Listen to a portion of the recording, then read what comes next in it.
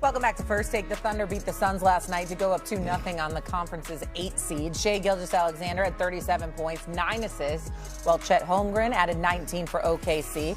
The Thunder led by 8 at the break and never looked back. However, things did get a little chippy in the second half as multiple technical fouls were thrown, including one at Devin Booker with 2:05 remaining in the third. You can see it here. Booker said he didn't receive an explanation as to why the tech was even thrown. Here was Booker on the officiating in Game 2. For my 11 years, I haven't called a ref out by name, but James was terrible tonight, through and through. It's bad for the sport, bad for the integrity of the sport.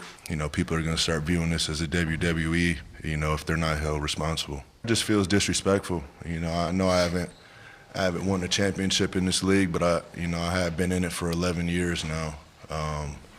So to get to this point, to be treated like that, for me to even be saying something out loud, it's bad. Kendrick Perkins now joins us here on First Take. Perk, what's your reaction to what Book said? I mean, that's the effect of the Oklahoma City Thunder. You know, in the wild, right, the most annoying animal is the hyena, in my opinion. Mm-hmm. And this is not eat everything. They want to bother everybody. Yeah, and that's looking to nibble. Yep, and that's the Oklahoma City Thunder. They're a bunch of wild pack of hyenas. They're a bunch of pack of hyenas defensively. And why do I bring that up? Is because this is not the first time that we done seen players crying after they finish playing against the Oklahoma City Thunder. This is what they do. They get on your ass like back pockets. It's a certain level of physicality that they play with, and they just have earned the respect of the officials.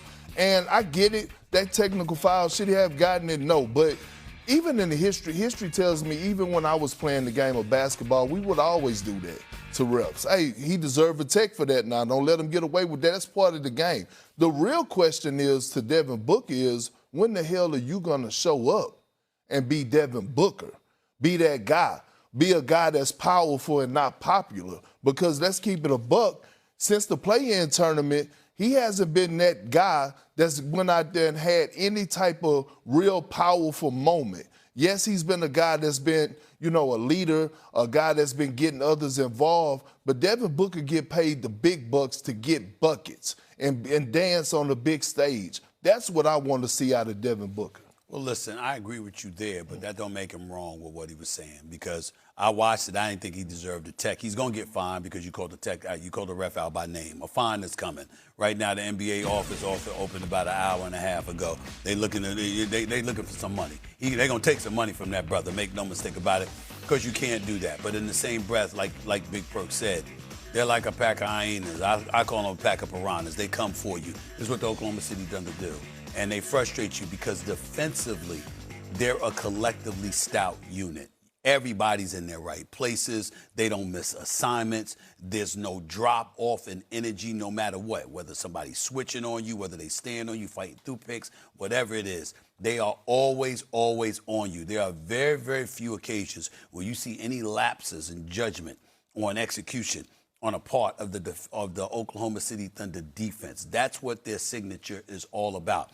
Even without Jalen Williams this year, they were like 39 and 10. They're going to find ways to win games. They're going to find ways to get at you. And they get up in you, and you go against an opponent like that, you know that anything less than your A game is not going to suffice.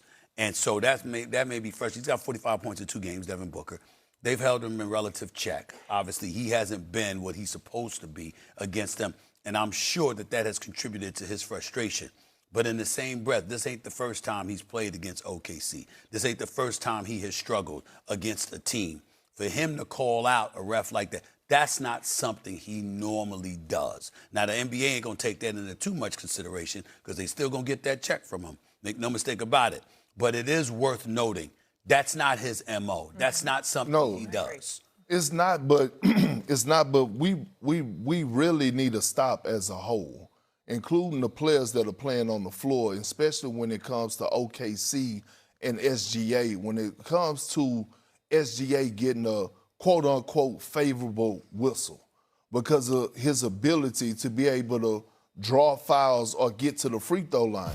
We used to praise people for their ability of getting to the free throw line. Right. And I'm talking about greats, guys that are respected.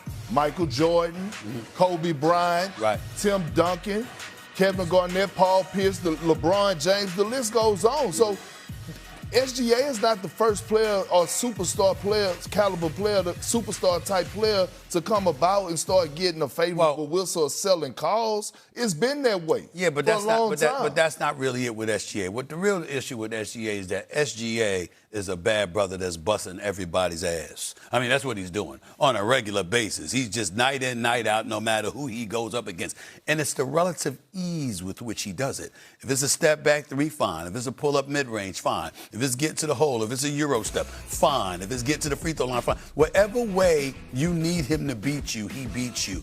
And he's just a spectacular, spectacular talent. That's what he has evolved into. But again, the collective complaint about Shai Gilgeous is what Big Perk is alluding to, because it ain't Phoenix. It's everybody that goes against OKC. They're complaining about some of the fouls that SGA is getting. They ain't bringing up the pull-up jumpers. They ain't bringing up the threes. They ain't bringing up the open court and how he dancing on cats and going to the left. They ain't thinking about the fact that you got guys with muscles coming out of their ear and they complaining about getting pushed off by this slim dude. Why? Because he's deceptively strong, he's slick, he's skilled, and he's just a magician on the basketball court on the offensive end of the floor, and people are jealous because they just ain't him.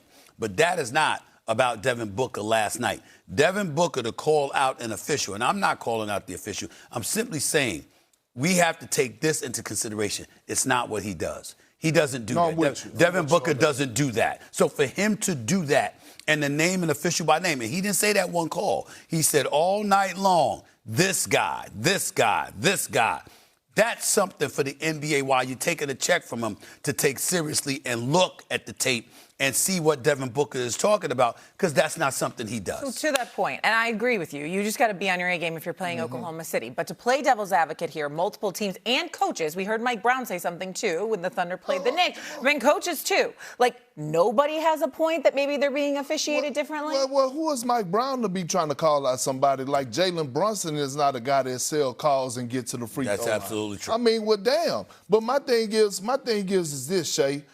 As a coach, right, I understand, okay, Devin Booker, this is his first time doing it, but the coaches, that set a bad tone in the locker room. In the playoffs, you're supposed to have a next play mentality. You know who's one of the best teams in the league at not getting technical fouls? The NBA champions, the Oklahoma City Thunder. They don't complain about nothing. And a lot of times they have the right to complain, but they have established an identity, a certain level of physicality. So they have a reputation that they play a certain type of way. Dylan Brooks says they're not physical at all, if you heard his postgame. Well, he can say what he wants, and I was very impressed with Dylan Brooks last night because he fought and fought and fought to the very end. And I give Dylan Brooks a lot of credit. Damn it, I wish he was a Knick, to be honest with you. I really would. I think he's the kind of guy that the New York Knicks need. I like Dylan Brooks a lot, but I want to say this too. Perk is right about how OKC doesn't complain. Here's the part that you didn't bring up about somebody like Mike Brown that deserves to be brought up.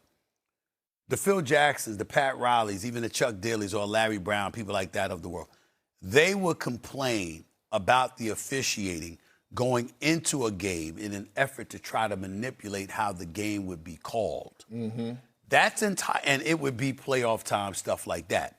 That is entirely different than Mike Brown, who was complaining during the regular season about a loss, after it happened. You see what I'm saying? Now, that's different. Now, that's the kind of thing that makes you look at it and say, come on, bro, you need to stop that nonsense. Now, if you're complaining about something going into it, it's gamesmanship on the part of coaching. You're trying to get an advantage. Right. You're trying to make sure a game is called a certain way, that kind of thing.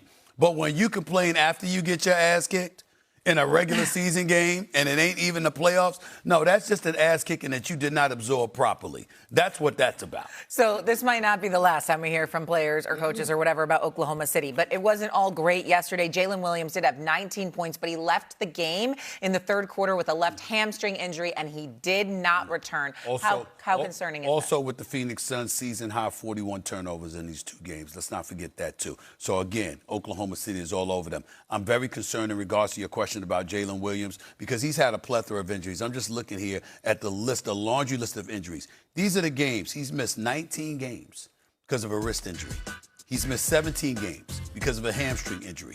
He's missed 11 games because of a thigh injury, and obviously 2 games because of injury management. This brother has missed a lot of games.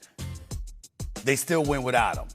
But I don't think you beat in San Antonio without Jalen Williams. I don't know if you'd beat somebody like Denver or Minnesota without Jalen Williams. I think you need him with Shea